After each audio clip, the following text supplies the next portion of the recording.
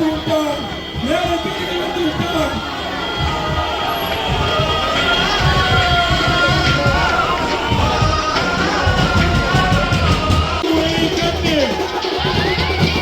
முன்புறம் பின்புறம் என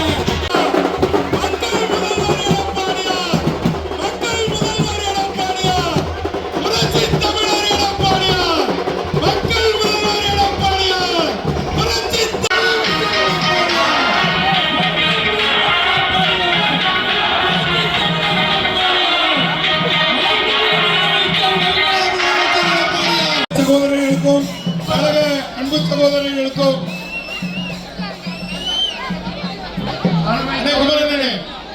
அன்பார்ந்த பெரியவர்களே, திண்டுக்கல்லுடைய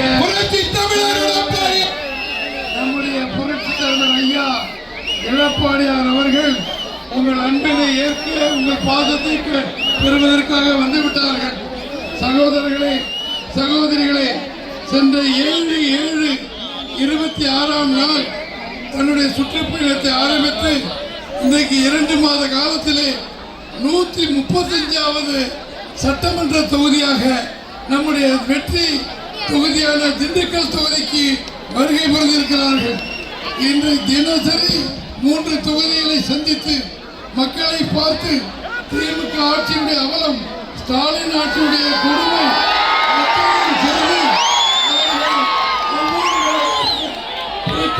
செய்து வருகிறார்கள்.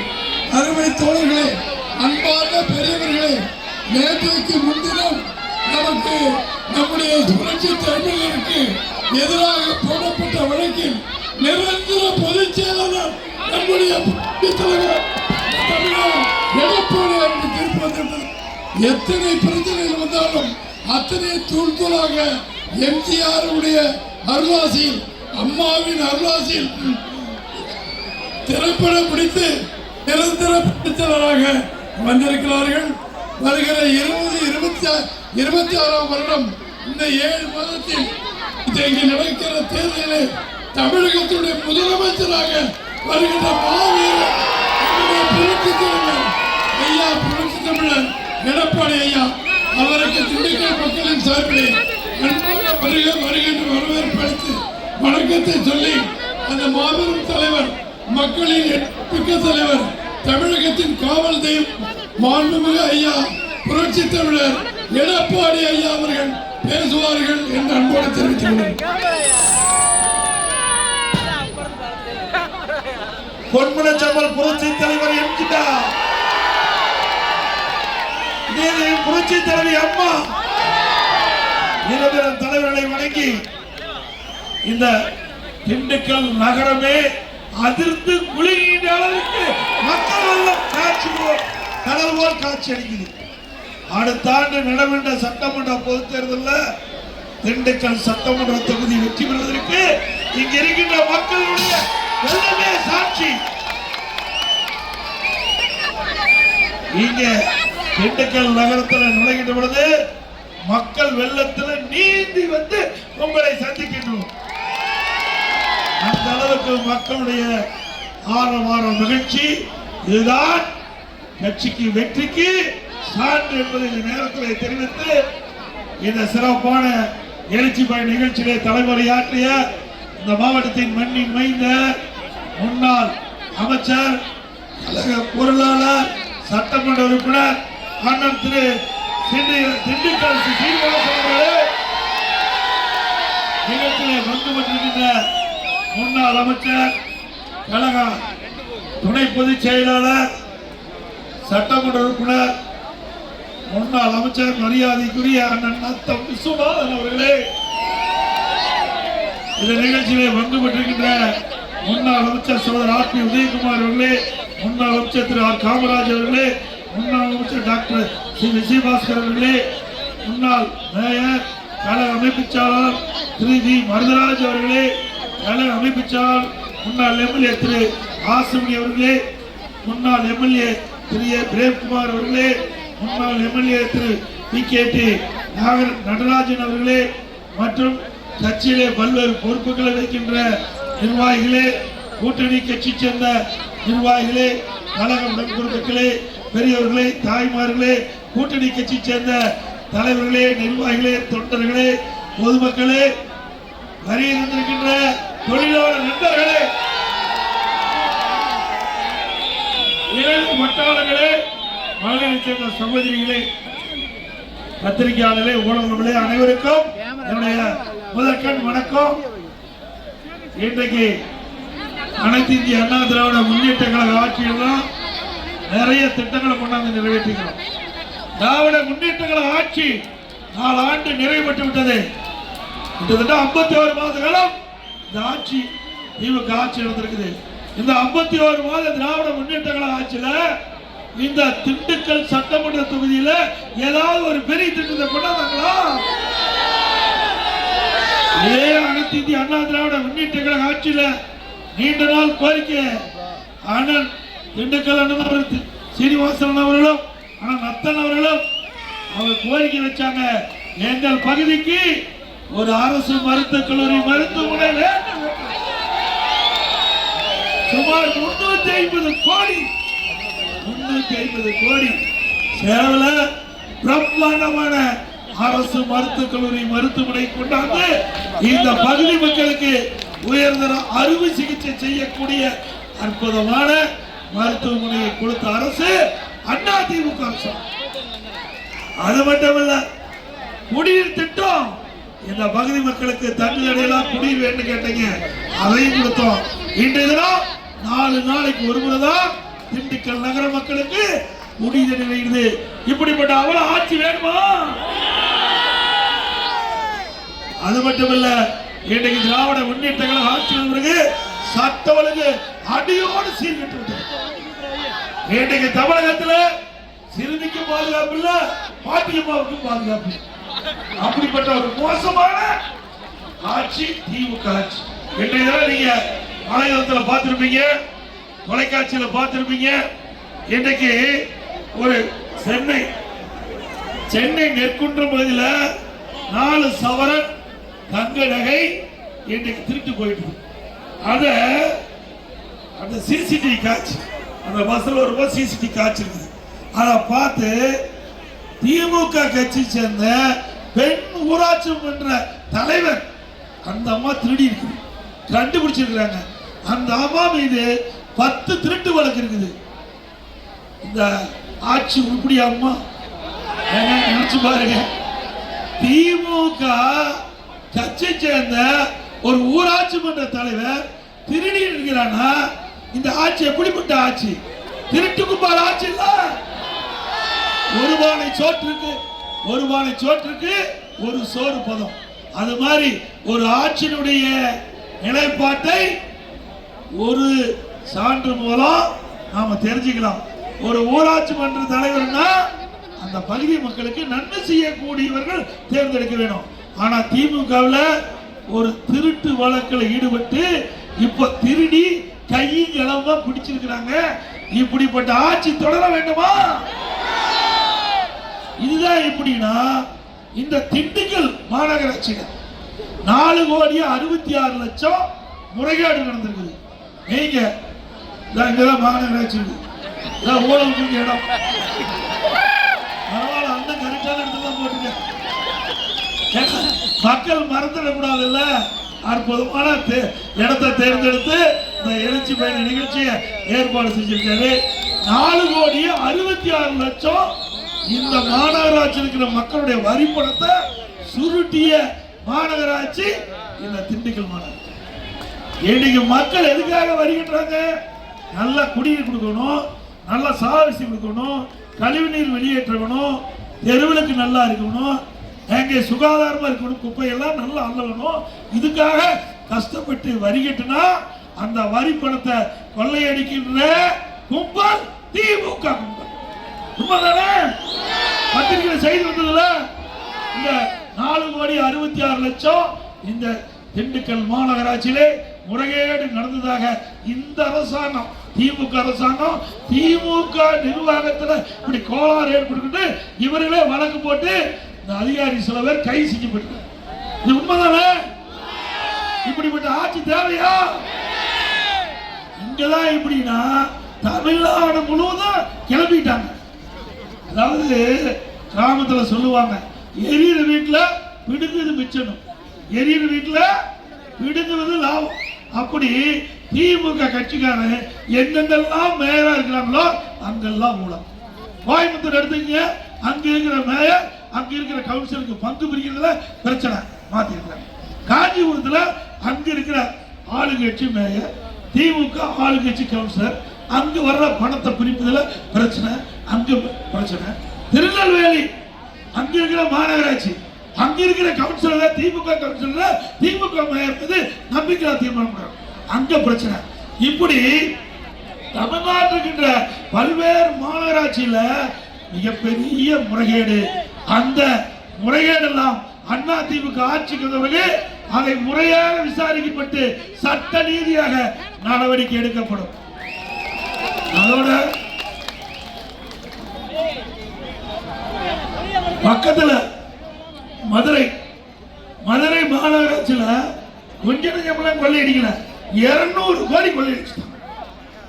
200 கோடி இந்த வரி வசூல்ல மட்டும் முறைகேடு செஞ்சு மக்களுடைய வரி பணத்தை 200 கோடி ஊழல் செஞ்சு இன்றைக்கு அந்த திமுக மேயருடைய கணவர் கைது செய்யப்பட்டு சிறையில் அடைக்கப்பட்டிருக்காங்க. அங்க இருக்கின்ற அந்த மாநகராட்சியில் இருக்கின்ற 5 மண்டல குழு திமுக தலைவர்கள் ராஜினாமா பண்ணியிருக்கிறாங்க. 2 குழு தலைவர்கள் ராஜினாமா பண்ணியிருக்கிறாங்க. சில அதிகாரிகள் கைது செய்யப்பட்டு சிறையில் இருக்கிறாங்க. ஆளுங்கட்சி திமுக, ஆளுங்கட்சி மேயர், ஆளுங்கட்சி மேயருடைய கணவர் கைதி, ஆளுங்கட்சியில் இருக்கின்ற அந்த மண்டல குழு தலைவர்கள் ராஜினாமா, ஆளுங்கட்சியில முறைகேடு நடந்தது அவர்களே கண்டுபிடிச்சு அதிகாரிகளை கைது செய்யப்பட்டிருக்காங்க. இப்படிப்பட்ட ஆட்சி தேவையா? எதுக்கெல்லாம் வரி போட்டுருக்காங்க? அது ரொம்ப கேவலம். பன்னிக்கு கூட வரி போட்டுருக்காங்க. பன்னிக்கு வரி போட்டு அந்த பணத்துல கொள்ளையடிச்ச அரசாங்கம் திமுக அரசாங்கம், கேவலமான அரசாங்கம்.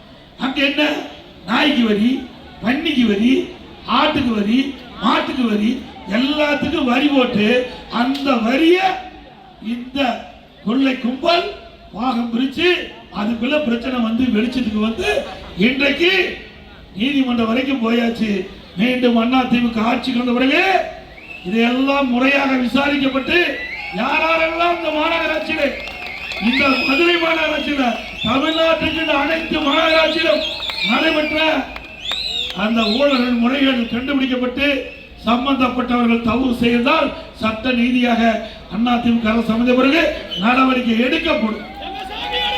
அதோட இது சின்ன ஊழல், இன்னும் பெரிய ஊழல் டாஸ்மாக் ஊழல். பெரியவங்க யாருன்னு 10 ரூபா பாலாஜி நல்லா பேர் ஞாபகம் வச்சிருக்கீங்க. நாங்க மறந்தாலும் நீங்க மறக்க மாட்டீங்க. 10 ரூபா பாலாஜி மக்களுக்கு முழுமையா தெரிஞ்சு போச்சு. இன்றைக்கு ஒரு இந்த தமிழ்நாட்டில் 6000 பிராந்தி கடை இருக்குது. அதுல நிறைய பார் இயங்கிட்டு இருக்குது. அதுல பெரும்பாலான பாரு ஒரே கும்பல் 2500 பார் அவர்ல யார் எடுத்துட்டாங்க. இந்த பார்ல முறைகேட விற்பனை செய்கிறாங்க. கடையில விற்பனை செய்கின்ற பாட்டிலுக்கு ஒரு பாட்டிலுக்கு 10 ரூபா அதிகமா கொடுத்து தான் நாம வாங்க வேணும். அப்படி ஒரு நாளைக்கு 1.5 கோடி பாட்டில் இந்த டாஸ்மாக் கடையிலிருந்து விற்பனை ஆகுது. ஒரு பாட்டிலுக்கு 10 ரூபாய்னா மாசத்துக்கு கணக்கு போல ஒரு நாளைக்கு 15 கோடி, மாசத்துக்கு 450, வருஷத்துக்கு 5400 கோடி. ஒரு பாட்டிலுக்கு 10 ரூபா அதிகம் வாங்குறதுல இருந்து மேலத்துக்கு போயிட்டு இருக்குது. 4 வருஷத்துல 22,000 கோடி இந்த டாஸ்மாக் மட்டும் இந்த 10 ரூபா பாட்டிலுக்கு அதிகமாகி வசூல் செஞ்ச அரசாங்கம் இன்னைக்கு திமுக அரசாங்கம் என்று எல்லா வலைதளத்திலையும் வந்துட்டு இருக்குது. எல்லா தகவல் பத்திரிக்கை எல்லாம் நாரி போயாச்சு. அது மட்டும் இல்ல, இன்னைக்கு ஈடி உள்ள வந்தாச்சு. ஈடி வந்த பிறகு மத்திய அரசு இருக்கிற ஈடி வந்த பிறகு அந்த டாஸ்மாக்ல முதற்கட்டமா சோதனை நடத்தி 1000 கோடி ஊழல் நடைபெற்றதாக, முறைகேடு நடைபெற்றதாக இன்றைக்கு பத்திரிகையில செய்தி முழுமையா விசாரிச்சா 40,000 கோடி இந்த டாஸ்மாக்ல முறைகேடு இருப்பதாக அவர்கள் எல்லாம் வலைதளத்தில் செய்தி வந்துட்டு இருக்குது. ஆக இவ்வளவு பெரிய ஊழல் செய்கின்ற கட்சி ஆட்சிக்கு வர வேண்டுமா? சொல்லுங்க, நீங்க தாங்க நீதிபதி. அது மட்டும் இல்ல, இன்னைக்கு திமுக ஆட்சிக்கு வந்த பிறகு இன்றைக்கு காலையில ஆலோசனை கூட்டம் அண்ணவர்கள் ஏற்படுத்தாங்க. அண்ணன் சின்ன சீனிவாசன் அவர்களும் அண்ணன் நத்து விஸ்வநாதன் அவர்களும் இந்த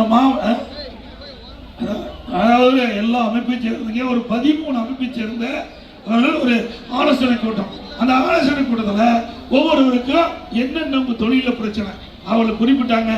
ஒருவர் குறிப்பிட்டாரு சொத்து வரி ஏற்றிட்டாங்க அப்படின்னா. சொத்து வரி ஏற்றிட்டாங்க எவ்வளவு? கடைக்கு 100%, அதாவது வீட்டுக்கு 100% ஏற்றிட்டாங்க. 1000 ரூபாய் நீங்க அண்ணா திமுக ஆட்சியில் வீட்டுக்கு வரி கட்டிட்டு இருந்தா திமுக ஆட்சியில் 100% ஏற்றப்பட்டா 2000 ரூபாய் வரி கட்டணும். அதே மாதிரி அண்ணா திமுக ஆட்சியில் இன்னைக்கு 1000 ரூபாய் கடவரி கட்டிங்களா, திமுக ஆட்சியில் கடவரி 150% உயர்த்தி 2500 ரூபாய் கடவரி இன்னைக்கு அதிகம் கட்டணும். குடிநீர் வரி போட்டாச்சு, போதாததுக்கு குப்பைக்கு வரி போட்டாங்க. குப்பைக்கு வரி போட்ட ஒரே அரசாங்கம் இது ஸ்டாலின் மாடல் அரசாங்கம். அதோட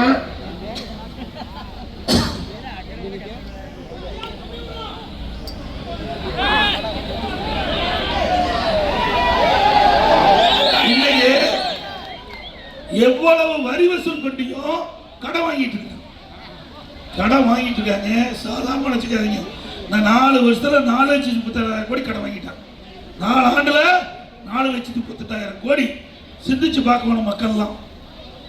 இன்னைக்கு 73 ஆண்டு காலம் முதல்ல காங்கிரஸ் ஆச்சு, அப்புறம் திமுக ஆச்சு, அப்புறம் அண்ணா திமுக, திமுக அண்ணா திமுக மாறி மாறி தமிழகத்தில் 73 ஆண்டு காலம் ஆட்சி புரிந்து அவருடைய மொத்த கடன் 2021 5,18,000. கொரோனா ஒரு வருஷம் உங்களுக்கு நல்லா தெரியும். கடை திறக்கல, பெட்ரோல் டீசல் வருமானம் திறக்கல, பத்திரப்பதிவு இல்ல, ரோட் டாக்ஸ் இல்ல, ஜிஎஸ்டி இல்ல, மதுபான விற்பனை இல்ல, வருமானமே இல்ல. ஒரு ஆண்டு 40,000 கோடி கொரோனா செலவு. இப்படி இருந்த காலம் கூட மொத்தமா 5,18,000 கோடி தான் கடை. ஆனா திமுக ஆட்சிக்கு வந்து 4 ஆண்டுல 4,38,000 கோடி கடை. இன்னும் ஒரு ஆண்டு இருக்குது 25-26ல இன்னும் 1 லட்சம் கோடி கடன் வாங்க போறாங்க. 5,38,000 கோடி கடன் வாங்கி இன்றைக்கு நம்முடைய தமிழ்நாட்டு மக்கள் மீது கடனை சுமத்திய அரசாங்கம் நாட்டு மக்களை கடன்காரன் ஆக்குனதுதான் இந்த ஆட்சியுடைய சாதனை. வேற எதுவுமே இல்லை. நீங்க நினைப்பீங்க அப்படியே வர்றீங்க கூட்டத்துக்கு, அப்படியே வர்றோம் பார்க்கறோம் போயிடணும். இதெல்லாம் நீங்க தாங்க கட்டணும். நல்லா ஜாக்கிரதையா பார்த்துக்க.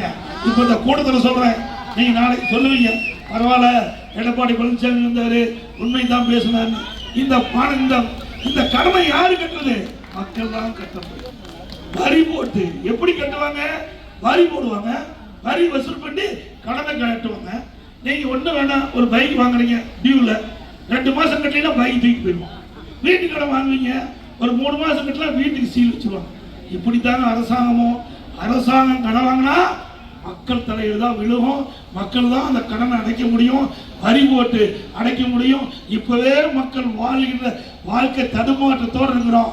இன்றைக்கு வாழ்வா சாவா என்று இந்த ஆட்சியில மக்கள் வாழ்ந்து கொண்டிருக்கிறாங்க. வேலை வாய்ப்புலாம் போயிடுது. இந்த பகுதியில் அண்ணன் காலையில் சொன்னார், இங்க இருக்கிற ஸ்பின்னிங் மில்லாம் மூடிட்டாங்க. எனக்கு பல்லாயிரக்கணக்கான பேருக்கு வேலை இல்லை. தோல் ஷாப் மூடிட்டாங்க. அங்க பணிபுரிந்தவர்கள்லாம் வேலை கிடையாது. முதலாளிக்கு வேலை இல்லை, தொழிலாளிக்கு வேலை இல்லை, ஸ்பின்னிங் மில்ல பாதி மூடிட்டாங்க. பாதி பேர் அன்றாட வேலைக்கு சென்றால்தான் அவர் வீட்டில் அனுப்பு. அப்படிப்பட்ட அடித்தட்டு மக்களுடைய நிலை என்ன? எப்படி இவ்வளவு கடனை வாங்கிட்டா நீங்க எப்படி திருப்பி செலுத்துறது? எங்களுக்கு கடன் வாங்க தெரியாதா? அது கிடையாது. மக்கள் நம் மீது நம்பிக்கை வைத்து அரசாங்கத்தை ஒப்படைச்சிருக்கிறாங்க. எப்படி ஒரு குடும்பத்தை ஒரு சரியான குடும்ப தலைவர் அந்த குடும்பத்தை எப்படி நடத்துறாங்களோ அது போல ஒரு அரசாங்கத்தை ஒப்படைச்சா அவர்கள் முறையா மக்களுடைய நிலையை கருதி மக்களுக்கு நன்மை செய்கின்ற விதத்தில் ஆட்சி செய்யும். அதுதான் ஒரு சிறந்த ஆட்சி. எங்களுடைய ஆட்சி அப்படித்தான் இருக்கும். சரி, கடன் வாங்குறீங்க, ஏதாவது ஒரு திட்டத்தையாவது கொண்டாந்து நிறைவேற்றீங்கன்னா அதுவும் இல்லை, திட்டமும் இல்லை, கடன் அதிகம். ஸ்டாலின் எப்ப பார்த்தாலும் சொல்றார், இந்தியாவிலேயே தமிழ்நாடு முதலமைச்சர் சூப்பர் முதலமைச்சர். எதுல? இந்தியாவிலே கடன் வாங்கல முதல் மாநிலம் தமிழ்நாடு. இந்தியாவிலேயே இங்க தமிழ்நாட்டில் இந்தியாவில் இருக்கிற பல மாநிலத்தில் அதிகமா கடன் வாங்கி சாதனை படைத்த முதலமைச்சர் திரு ஸ்டாலின் அவர். நல்ல பேர். ஓட்டு போட்ட மக்களுக்கு இன்னைக்கு கடனை வாங்கி கடன்காரனாக்கினதுதான் திமுக ஆட்சியுடைய சாதனை என்பதை நீங்கள் எண்ணி பார்க்க வேண்டும். அது மட்டும் இல்ல, அண்ணா திமுக ஆட்சி இருக்கின்ற பொழுது ஒரே ஆண்டுல முதலமைச்சர் இருக்கும்போது ஒரு வருஷத்துல 11 அரசு மருத்துவமனை கல்லூரி மருத்துவமனை, 11 அரசு மருத்துவமனை. உங்களால எங்க தில்லு தெம்பு திராணி திறமை இருந்தா ஒரு மருத்துவமனை மத்திய அரசு கிடைக்கிறீங்க. மத்திய அரசு வேறு பழி போதுற. இதே புரட்சி தலைவி அம்மா அவர்கள் 2011 முதலமைச்சர் பொறுப்பேற்றாங்க. மாநில அரசாங்க நிதியில் இருந்து 6 அரசு மருத்துவக் கல்லூரி மருத்துவமனை, 6 அரசு மருத்துவக் கல்லூரி மருத்துவமனை அரசாங்க மாநில அரசாங்க நிதியில் இருந்து கொடுத்தோம். அம்மா 6 கொடுத்தாங்க, நான் 11 கொண்டாந்தேன். 2011 2021 வரை 17 அரசு மருத்துவக் கல்லூரி மருத்துவமனை கொண்டாந்து இந்தியாவிலேயே தமிழ்நாடு இந்த அரசு மருத்துவக் கல்லூரி மருத்துவமனை கொண்டு வந்து சாதனை படைத்த அரசாங்கம் அதிமுக அரசாங்கம். அதே போல அம்மா இருக்கும்போது ஒரு சட்டக்கல்லூரி, நான் முதலமைச்சர் இருக்கும்போது 6 சட்டக்கல்லூரி, தமிழகத்தில் 7 சட்டக்கல்லூரி கொண்டாந்து 21 பாலிடெக்னிக் கல்லூரி, 10 ஆண்டுல 21 பாலிடெக்னிக் கல்லூரி திறந்தோம். 67 கலை மற்றும் அறிவியல் கல்லூரி 10 வருஷம் கொண்டு திறந்தது சொல்றேன். அதோட இன்றைக்கு வேளாண்மை கல்லூரி 4, பொறியியல் கல்லூரி 4, கால்நடை மருத்துவக் கல்லூரி ஆராய்ச்சி 5 பாலிடெக்னிக், அதோட ஐடி கல்லூரி, பிஎட் கல்லூரி. இப்படி இந்தியாவிலேயே தமிழ்நாட்டில் அதிமுக ஆட்சியில 10 ஆண்டு கால ஆட்சியில அதிகமா கல்லூரிகளை திறந்து கல்வியில புரட்சி மறுமலர்ச்சி ஏற்படுத்தி இந்திய அளவில் தேசிய அளவில் 2019-20 உயர்கல்வி படிப்பதில் முதல் மாநிலம் தமிழ்நாடு. அம்மாவர்கள் தமிழகத்துடைய முதலமைச்சர் பொறுப்பேற்கின்ற பொழுது 2011 132 பேர் தான் பட்டப்படி படிச்சுட்டு இருந்தாங்க, உயர்கல்வி படிச்சுட்டு இருந்தாங்க. அப்பா எடுத்த முயற்சி, அம்மாவுக்கு கல்வியில புரட்சி மறுமலர்ச்சி அதிக நிதி ஒதுக்கீடு, இதன் மூலமா இன்றைக்கு கல்வியில பெரிய வளர்ச்சி. அதனால 2019-20 அனைத்து இந்திய அண்ணா திராவிட முன்னேற்ற கழக ஆட்சியில் நாட்டிலேயே இன்றைக்கு உயர்கல்வி படிப்பதில் முதல் மாநிலம் 154 பேர் பட்டப்படி படிக்கிறார். அதுவும் அரசு கல்லூரி திறந்ததன் காலமாக கிராமத்திலிருந்து நகரம் வரை குடிசையில் வாழ்கின்ற ஏழை எளிய தொழிலாளி மாணவ மாணவி இன்றைக்கு குறைந்த கட்டணத்தில் இன்றைக்கு அரசு கல்லூரியில் படித்து பட்டம் பெறுகின்ற சூழ்நிலையை உருவாக்கிய அரசாங்கம் அதிமுக அரசாங்கம். இப்படி ஒரு சாதனையாவது உங்களால சொல்ல முடியுமா? முடியுங்களா? ஆக நாங்க செஞ்சோம், சொல்றோம், நெஞ்ச நிமித்தி மக்களிடத்துல சொல்லுகிறோம். ஆக சாதனை மேல் சாதனைன்னு சொன்னால் அது அதிமுக ஆட்சியில் தான் பார்க்க முடியும். அதோட 2018-19 நான் முதலமைச்சர் இருக்கும்போது அரசாங்க பள்ளியிலே படித்த மாணவர்கள் வெறும் 9 பேர் தான் நீட் தேர்வில் பாஸ் பண்ணி மருத்துவ கல்வி கிடைச்சது. இன்றைக்கு தமிழகத்தில் 41% அரசு பள்ளியிலே மாணவர்கள் படிக்கிறாங்க. அந்த அரசு பள்ளியில் படிக்கிற மாணவன் கூலி தொழிலாளி, மோட்டார் சைக்கிள் தொழிலாளி, சாலை தொழிலாளி, விவசாய தொழிலாளி, இப்படி நெசவு தொழிலாளி, இப்படி பலவரைப்பட்ட ஏழை குடும்பத்தில் இருக்கிற மாணவர்கள் தான் அரசு பள்ளியில் படிக்கிறாங்க. 3,80,000 பேர்ல வெறும் 9 பேர் தான் அந்த மருத்துவக் கல்வி இடம் கிடைச்சது. நானும் அரசாங்க பள்ளியிலே படித்தேன். அதனால அந்த ஏழைகளுடைய கனவு நனவாக வேண்டும் என்பதற்காக 7.5% உள்ளிடஒதுக்கீடு கொண்டு வந்து நிறைவேற்றப்பட்டு இன்னைக்கு 2818 அரசு பள்ளியில் படிக்கின்ற ஏழை மாணவர்கள் இன்னைக்கு MBBS ஸ்டார்ட் அதிமுக ஆட்சி.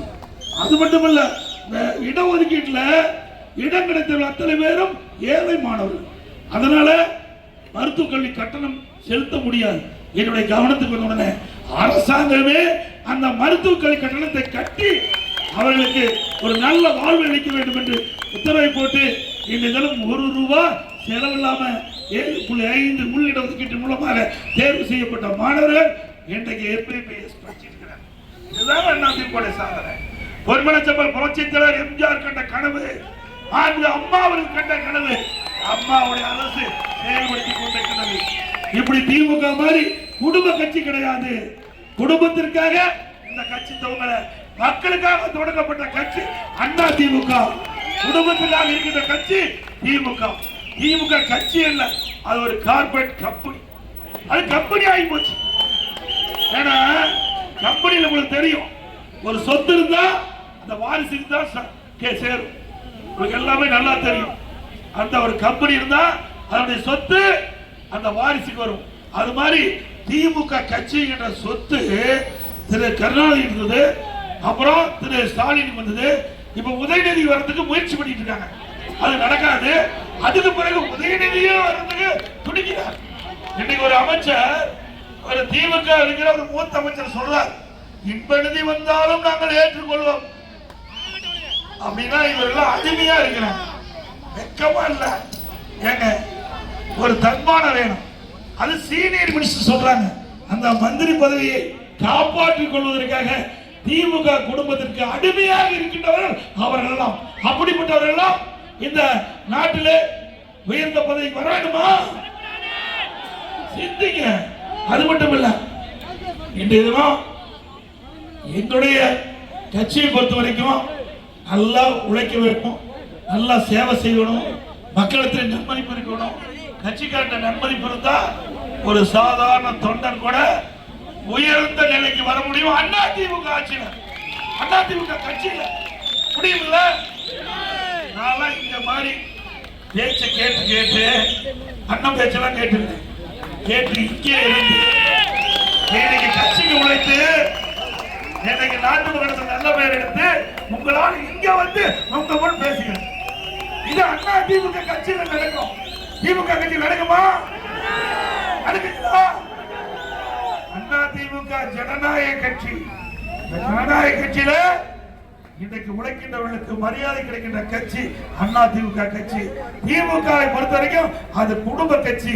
இன்னைக்கு திமுக பாருங்க, திரு ஸ்டாலின், திரு கருணாநிதி, ஸ்டாலின் முதலமைச்சர். இதுக்கு பிறகு இப்போ ஒரு ஆளை கொண்டாடுறதுக்கு எவ்வளவு முயற்சி பண்ணாரு. முதல்ல எம்எல்ஏ கொடுத்தாங்க, அமைச்சர் கொடுத்தாங்க, துணை முதலமைச்சர் கொடுத்தாங்க. அதே போல கட்சியில பாருங்க, திரு ஸ்டாலின் திமுக கட்சி தலைவர், இளநிலை செயலர் திமுக இளநிலை செயலாளர் உதயநிதி, மகளிர் செயலாளர் கனிமொழி. அவ்வளவுதான் பதவி. எல்லாமே குடும்பமா எடுத்துட்டு உழைக்கிறவர்கள்லாம் நடுத்தர்கள் வேடிக்கை பார்க்கணும். இப்படிப்பட்ட காட்சி ஆட்சிக்கு வரணுமா? இங்கதான் இப்படின்னா டெல்லிக்கு போனாலும் அப்படித்தான். டெல்லிக்கு போனாலும் திமுக குடும்பத்தை சேர்ந்ததுதான் பொறுப்புல வரணும். அங்க யாரு நாடாளுமன்ற குழு தலைவர்? யாரு? கனிமொழி. ஏன் மத்தெல்லாம் ஆளே இல்லையா? அங்க நாடாளுமன்ற குழு தலைவர் கனிமொழி. ஆக இப்படிப்பட்ட குடும்ப ஆட்சிக்கு முற்றுப்புள்ளி வைக்கின்ற தேர்தல் 2026 தேர்தல். வாரிசு அரசியலுக்கு முற்றுப்புள்ளி வைக்கின்ற தேர்தல் 2026 தேர்தல். இதை நான் வேடிக்கையாக சொல்லவில்லை. என்றால் இன்னைக்கு இந்தியாவில் மன்னர் ஆட்சி ஒழிக்கப்பட்டு விட்டது. மீண்டும் மன்னர் ஆட்சி வருவதற்கு நீங்கள் துணைகின்ற வேண்டாம். அன்போடு இந்த நேரத்தில் கேட்கிறேன். நாடு நன்றாக இருக்க வேண்டும் என்றால், நாட்டு மக்கள் வளமோடு செழிப்போடு இருக்க வேண்டும் என்றால் மீண்டும் அனைத்து இந்திய அண்ணா திராவிட முன்னேற்ற கழகத்தை வெற்றி பெற வேண்டும். அதிமுக பெரும்பான்மையோடு ஆட்சி அமைக்க வேண்டும் என்று நேரத்தில் கேட்டு, அது மட்டுமல்ல, இன்னைக்கு அனைத்து இந்திய அண்ணா திராவிட முன்னேற்ற கழக ஆட்சியில பல்வேறு திட்டங்களை நிறைவேற்றுகிறோம். நீங்க அதிமுக ஆட்சியில போடப்பட்ட திட்டத்தை சிக்கர் ஒட்டி திரு ஸ்டாலின் அவர்கள் இன்றைக்கு எவ்வளவு பேர் வச்சுட்டு நலம் காக்கும் ஸ்டாலின் நலம் காக்குறாங்க. எப்போ? 4 வருஷம் கழிச்சு. இப்பதான் மக்களை நினைச்சிருக்காரு. எப்போ அவருக்கு உடல் சரியில்லாம இன்னைக்கு போய் மருத்துவமனைக்கு சேர்ந்த பிறகுதான் இந்த சிந்தனையே வந்திருக்குது. ஆக நமக்கே இப்படி உடம்பு சரியில்லை, மக்கள்லாம் எப்படி இருப்பாங்கன்னு ஏதோ சிந்திச்சிருக்காரு. பரவாயில்ல, ஏதோ ஓட்டு போட்ட மக்களுக்கு அப்பத்தான சிந்திக்கிறாரு. அதற்கு சந்தோஷப்படலாம். அப்போ நலங்காக்க திட்டம் அறிவிச்சீங்க. சரி, என்ன மக்களுக்கு செஞ்சீங்க? இந்த திட்டத்தின் மூலமாக என்ன செஞ்சீங்க? எதுவுமே செய்யல. அதிமுக ஆட்சி இருக்கின்ற போது தமிழ்நாடு முழுவதும் மருத்துவ முகாம் நடத்தணும். 10 ஆண்டுல அதிமுக ஆட்சியில 2012-2022 வரை 15 லட்சம் மருத்துவ முகாம் நடத்தி 15 லட்சம் மருத்துவ முகாம் நடத்தி அந்த ஏழை மக்களை பரிசோதனை செஞ்சு அவர் உடலில் என்ன நோய் என்று ஆராய்ந்து அதற்கு தகுந்த சிகிச்சை அளித்த அரசு அதிமுக அரசு. 460 நடமாடும் மருத்துவ குழு இருந்தது. இதெல்லாம் புள்ளிவிவரமா சொல்ல முடியும். உங்களால ஸ்டாலின் அவர்களே உங்களால சொல்ல முடியுமா? 460 நடமாடும் குழு. இன்னைக்கு கிராமத்தில் இருக்கிற மக்களுக்கு அந்த பகுதியிலே நல்ல சிகிச்சை கொடுக்கிறதுக்காக 264 264 ஆரம்ப சுகாதாரம், 168 ஆரம்ப சுகாதாரம் மேம்படுத்தப்பட்ட 30 படுக்கை கொண்ட தரம் உயர்த்தணும். இதெல்லாம் அண்ணா திமுக ஆட்சியில் சாதனை. அது மட்டும் இல்லைங்க, இந்த திண்டுக்கல் பகுதியை சேர்ந்த ஒரு தொழிலாளி 2 கையும் கிடையாது. திண்டுக்கல் பகுதியை சேர்ந்தவர். அவர் என்னை வந்து நேரில் சந்திச்சு என்னை வந்து நேரில் சந்திச்சு 2 கையும் கிடையாதுங்க, 2 கையும் பொருத்த வேண்டும், 2 கை எனக்கு வேணும். உங்கள்கிட்ட நீங்க வந்து நினைச்சா முதலமைச்சர் செய்யறான்னு நான் நினைச்சேன். என்ன 2 கை இல்லாத இருக்கிறீங்க, எப்படி பொருத்தணும்? இல்ல மருத்துவர்கள் சொன்னாங்க முதலமைச்சர் நினைச்சா செய்ய முடியும். உடனே மக்கள் நல்வாழ்வுத்துறை அமைச்சர் அனுப்பிச்சு அவரை அனுப்பி வச்சு நீங்க ஒரு மருத்துவ குழு போட்டு அவரை பரிசோதனை பண்ணுங்க, இந்த 2 கையும் பொருத்த முடியுமான்னு பாருங்க. அப்படி இருந்தா அவருக்கு இந்த அவர் கேட்ட கோரிக்கை நிறைவேற்றலாம்னு சொன்னோம். அவரும் மருத்துவ குழு போட்டு சோதனை பண்ணி இறந்தவர் உடலில் இருந்து 2 கையை எடுத்து பொருத்தி இன்றைக்கு திண்டுக்கல்ல மிக சிறப்பா வாழ்க்கை. இது அண்ணா திமுக வரலாற்று சாதனை. இந்திய அளவுல கையில்லாதவருக்கு கையை பொருத்தி இன்னைக்கு சாதனை படைத்திருக்க அண்ணா திமுக அரசாங்கம் வேற எங்கேயுமே அரசு மருத்துவமனையில, இந்தியாவில் அரசு பொது மருத்துவமனையில இப்படிப்பட்ட சிகிச்சை கொடுத்த வரலாறு கிடையாது. திமுக ஆட்சியில ஒரு கால்பந்து விளையாட்டு வீராங்கனை காலில் அடிபட்டதுமே மருத்துவமனைக்கு போனாங்க. காலோட போய் உயிரில்லாத வெளியே வந்தாங்க. கால்பந்து வீராங்கனை காலுக்கு ட்ரீட்மெண்ட்டுக்கு போய் அவர் உயிரோட போய் கால் ட்ரீட்மெண்ட்டுக்காக போனாங்க. வரும்போது உயிர் இல்லாம வந்தாங்க. இப்படிப்பட்ட ஆட்சி தேவையா? அதே போல இன்றைக்கு நம்முடைய மாணவ செல்வங்கள் சிறப்பான கல்வி கிடைக்க வேண்டும், திறமையான கல்வி கிடைக்க வேண்டும். இதற்காக லேப்டாப் அம்மாவுடைய அரசு தமிழ்நாட்டில் 52,36,000 மாணவர்களுக்கு லேப்டாப் கொடுக்கும். ஒரு லேப்டாப் 12,000 ரூபாய். 7,300 கோடி அண்ணா திமுக ஆட்சியில் நிதி செய்யப்பட்டது. அது ஸ்டாலின் பொறுக்காக நிறுத்தப்பட்டு விட்டது.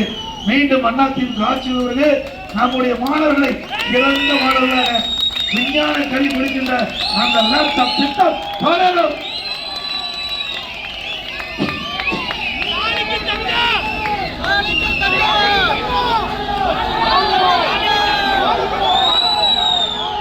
அதே போல இன்னைக்கு இஸ்லாமிய பெருமக்கள் அதிகமா வசிக்கிறீங்க. இஸ்லாமிய பெருமக்களுக்கு அனைத்து இந்திய அண்ணா திராவிட முன்னேற்ற கழக ஆட்சியில் நிறைய திட்டங்களை கொண்டாந்து நிறைவேற்றிக்கிறோம். இன்றைக்கு அம்மா இருக்கின்ற பொழுது, முதலமைச்சர் இருக்கின்ற பொழுது இஸ்லாமிய பெருமக்கள் அம்மாவை சந்தித்து கோரிக்கை வச்சாங்க. அந்த கோரிக்கையை ஏற்று அம்மா அவர்கள் 2001ஆம் ஆண்டு புனித ரம்லான் மாதத்தில் பள்ளி வாசலுக்கு நோன்பு கட்சி தயாரிக்க 5400 டன் மெட்ரிக் டன் அரிசி கொடுத்தாங்க. நாகூர் தர்கா சந்தனக்கூட விழாவிற்கு தேவைப்படும் சந்தன கட்டைகள் முழுவதும் இதையெல்லாம் கொடுத்தாங்க. அண்ணா திமுக ஆட்சி வரைக்கும் இதையெல்லாம் நாங்கள் செயல்படுத்தணும். 2018 வரை ஹஜ் புனித பயணம் மேற்கொள்ள மத்திய அரசு வருஷம் 6 கோடி மானியம் கிடைச்சிருந்தது. 2019ஆம் ஆண்டு அந்த மானியத்தை நிறுத்திட்டாங்க. உடனே இஸ்லாமிய பெருமக்கள் எங்களுக்கு மானியம் தொடர்ந்து வழங்க வேண்டும் என்று கோரிக்கை வச்சாங்க. அந்த கோரிக்கை ஏற்ற அம்மாவுடைய அரசு ஹஜ் புனித பயணம் மேற்கொள்ள அந்த மானியம் தொடர்ந்து வழங்கப்பட்டது. அதோட 2021 என்னை சந்தித்து ஹஜ் புனித பயணம் செல்லுகின்ற அந்த மானியத்தை உயர்த்த வேண்டும் சொன்னாங்க. கோரிக்கை ஏற்று 6 கோடி கொடுத்தது 12 கோடியாக உயர்த்தி கொடுத்தோம். அதுபோல ஹஜ் பயணிகள் சென்னையில தங்கி செல்வதற்கு ஹஜ்ஜில் வேண்டும் என்று கேட்டாங்க. அதற்காக அம்மாவுடைய அரசு 15 கோடி ஹஜ்ஜில் கட்டுவதற்கு நிதி ஒதுக்கீடு செய்த அரசு அண்ணா திமுக அரசு. 2016 ஹாஜிகளுக்கு மாதந்தோறும் 20,000 ரூபாய் மதிப்பூதியம் வழங்கும் திட்டத்தை கொண்டு வந்தது அண்ணா திமுக அரசு.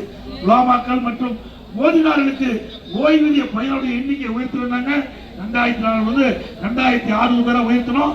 அவர்களுக்கு வழங்கப்படுகிற ஓய்வூதியம் 750 3000 ரூபாய் உயர்த்தி உலமாக்களுக்கு புதிய இருசக்கர வாகனம் வாங்க மானியம் வேண்டி கேட்டாங்க. ஒவ்வொரு இருசக்கர வாகனத்துக்கும் உலமாக்களுக்கு அந்த வாகன இருசக்கர வாகனம் வாங்க 25,000 ரூபாய் மானியம் கொடுத்த அரசு அண்ணா திமுக அரசு. வகுப்பாட்டிற்கு ஆண்டு நிர்வாக மானியம் மற்றும் பள்ளி வாசல் தற்காகள் பழுதுபார்த்தல் மற்றும் புனரமைப்பு பணிகளை மேற்கொள்ள நிதி ஒதுக்கிடுது அண்ணா திமுக அரசாங்கம். அதே போல இஸ்லாமியர்களுக்கு நேரடி நியமன முறையில நிரப்பப்படாத பணியிடங்கள் முன்கொடர்வு முறையை நீடிக்க அரசாணை வெளியிட்டது அண்ணா திமுக அரசு. 2018ஆம் ஆண்டு டெல்டா மாவட்டத்தில் கனமழை, அதனால நாகூர் தர்கா குளக்கரை சேதமடைந்தது. அப்போ நான் டெல்டா மாவட்டத்தில் அங்க இருக்கின்ற பகுதியை பார்க்க சென்ற போது நாகூர் தர்கா குளக்கரையை போய் பார்த்தேன். அங்க இருக்கின்ற இஸ்லாமிய மக்கள் வைத்த கோரிக்கையை ஏற்று அந்த குளக்கரையை சரி செய்ய 4,25,00,000 நிதி செய்து குளக்கரையை சரி செய்ய சிறுபான்மை பொருளாதார மேம்பாடு கழகம் அமைச்சர் அண்ணா திமுக. மேலும் இன்றைக்கு டாக்டர் APJ அப்துல் கலாம் அவர்கள் இன்றைக்கு அவருடைய நினைவாக அவருடைய பெயரிலே ராமநாதபுரம் மாவட்டத்தில் தலைமைக்கும் அறிவிப்பு கொண்டு வந்தது அதிமுக அரசு. இந்த திண்டுக்கல்ல 2017 திண்டுக்கல்லில் கைதிரடி மற்றும் திப்பு சுல்தான் அவருடைய வாழ்க்கை வரலாறு குறித்து மணிமண்டபம் திறக்கப்பட்டது. அதிமுக கண்ணியமிக்க காஜேமில்லத்தவர்களுக்கு சென்னையில மணிமண்டபம் அமைச்சது அதிமுக. ஆகவே சிறுபான்மை மக்கள் எண்ணி பார்க்க வேண்டும். ஆகவே இன்றைக்கு வேண்டும் என்று திட்டமிட்டு திராவிட முன்னேற்ற கழக தலைவரும் அதோட அவர் கூட்டணியில் அங்க வைக்கின்ற கட்சியெல்லாம் திட்டமிட்டு அவதூறு பிரச்சாரத்தை பரப்புகிறார். அதிமுக பிஜேபி கூட்டணி வச்சிருக்குது. அதனால சிறுபான்மை மக்களுக்கு பாதுகாப்பு கிடைக்காது, சிறுபான்மை மக்களுக்கு நன்மை கிடைக்காது என்ற ஒரு தவறான செய்தியை பரப்பி வராங்க. அதையெல்லாம் நீங்கள் நம்ப வேண்டாம். இன்றைக்கு ஒரு தேர்தல் வருகின்ற பொழுது எல்லா கட்சியும் கூட்டணி வைக்குது. அந்த அடிப்படையில் தான் அதிமுகவும் பாரதிய ஜனதா கூட்டணி வச்சிருக்குது.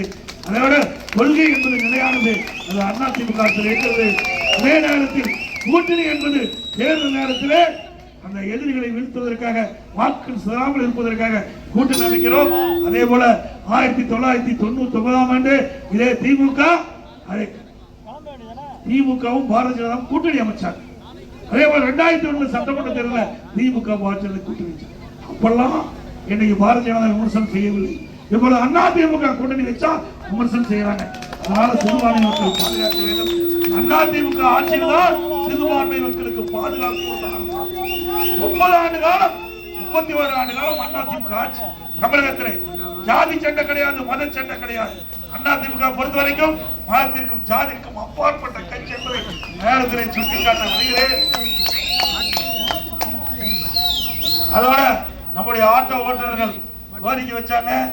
அதெல்லாம் ஏழைகள், நாங்களாம் சாதாரண குடும்பத்தை சேர்ந்தவர்கள். ஆட்டோவுடைய விலை உயர்ந்துள்ளது. புதிய ஆட்டோ வாங்கினா ஆட்டோ சங்க உறுப்பினராக இருந்தா புதிய ஆட்டோ வாங்கினா அவங்களுக்கு 75,000 ரூபாய் மானியம் கொடுக்கப்படும்.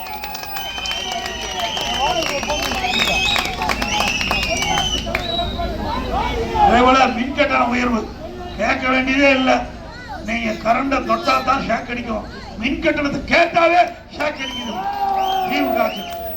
திமுக ஆட்சிக்கு 67% மின் கட்டணம் உயர்ந்து போச்சு. அதோட தொழில் செய்யணும் கடுமையா பாதிக்கிறாங்க. இன்னைக்கு காலையில ஆலோசனை கூட்டம் நடக்கின்ற பொழுது அந்த தொழில் செய்யறவங்க குறிப்பிட்டாங்க, கடுமையான மின் கட்டணம் உயர்ந்து விட்டது என்று என்னுடைய கவனத்தில் கொடுத்திருக்காங்க. அதுவும் கடை வச்சிருக்கிறீங்க, மாலை நேரத்தில் பீக்க வர டபுள் சார்ஜ் வாங்க. இப்படிப்பட்ட ஆட்சி தொடர வேண்டுமா சொல்லுங்க.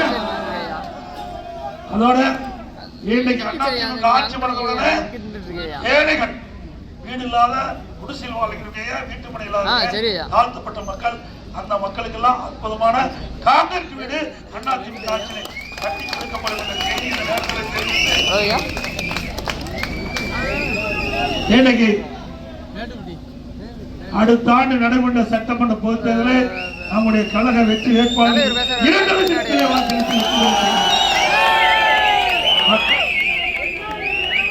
இந்த சிறப்பான நிகழ்ச்சியில் இன்றைக்கு இந்த எழுச்சி பயணம் சிறப்பாக நடைபெற உறுதுணையாக விளங்கிய கழகத்துடைய நிர்வாகிகள், மாவட்ட கழக அவைத்தலைவர் திரு சங்கர் நாராயணன் அவர்களே, திருமதி ஆர் திராவிட ராணி அவர்களே, திருமதி கி நாகராணி அவர்களே மற்றும் திரு வே பாரதி முருகன் அவர்களே, திரு ஆர் ராஜேஷ் கண்ணா அவர்களே, திருமதி என் ஜெயலட்சுமி அவர்களே, திரு டி தனஞ்சயன் அவர்களே, திரு வி ஜெயராமன் அவர்களே, திரு எஸ் ஜெயபாலன் அவர்களே, திரு அமினா என் அப்துல் ரஹீம் அவர்களே, டாக்டர் எஸ் ராஜசேகர் அவர்களே, திரு வி கே பிரபுராம் அவர்களே, திரு ஜி சிவபாரதி அவர்களே, திரு யு மீனாட்சி சுந்தர் அவர்களே, திரு எஸ் ரவிக்குமார் அவர்களே, திரு சுப்பிரமணி அவர்களே, திரு வி மோகன் அவர்களே, திரு வி டி ராஜன் அவர்களே, திரு வி ஜி எம் முரளிதரன் அவர்களே, திரு சோமராஜ் அவர்களே, திரு ஜேம்ஸ் இஸ்மாயில் பால் அவர்களே, திரு சி என் ராஜேந்திரன் அவர்களே, திரு எம் தர்மராஜ் அவர்களே, திரு ஏ டி நெப்போலியன் அவர்களே,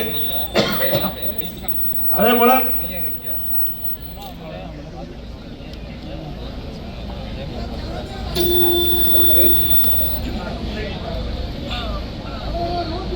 முன்னாள் நாடாளுமன்ற அமைச்சர் உதயகுமார் அவர்களே மற்றும் பாரதிய ஜனதா மாவட்ட தலைவர் செட்டி முத்துராமணி அவர்களே, நாமக்கல் மாநகர மாவட்டத்தில் திரு ரஜீஷ் அவர்களே, ஐஜிகே மாநகர மாவட்டத்தில் திரு ரஞ்சித் அவர்களே, தமிழ் மக்கள் முன்னேற்ற கழக மாவட்ட செயலர் திரு முத்திரத்திரவேல் அவர்களே, புதிய நீதி கட்சி மாவட்ட திரு அருணாச்சலம் அவர்களே, மனிதநேய ஜனநாயக கட்சி மாவட்ட செயலர் திரு உமர் அலி அவர்களே மற்றும் இந்த நிகழ்ச்சியில பங்கு பெற்றிருக்கிற கூட்டணி கட்சியினுடைய நிர்வாகிகளே, தமிழ் மாநில காங்கிரஸ் கட்சி சேர்ந்த நிர்வாகிகளே, இன்றைக்கு வரியிலிருந்து சிறப்பித்த அத்தனை பேருக்கும் என்னுடைய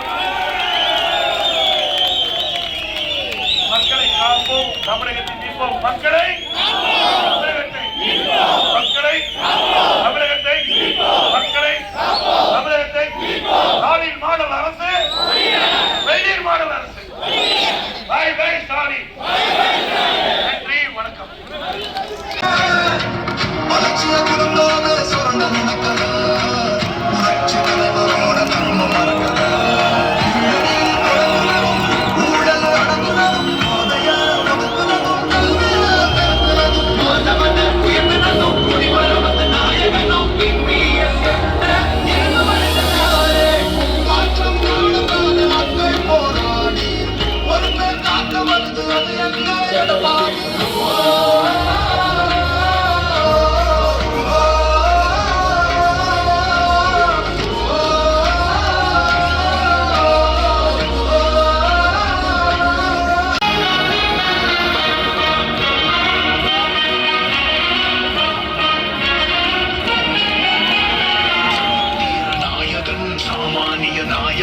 தமிழக தாயமீட்க உறுதி கொண்ட ஒரு மகன், அடித்தட்ட பார்த்தவன், அரியணையும் பார்த்தவன், புரட்சி தலைவி வழி புலியனவே நடந்தவன், வாழ வைக்க சீறி வந்த மகன், முடிச்சு மேல ஏறி வந்த தலைமகன்.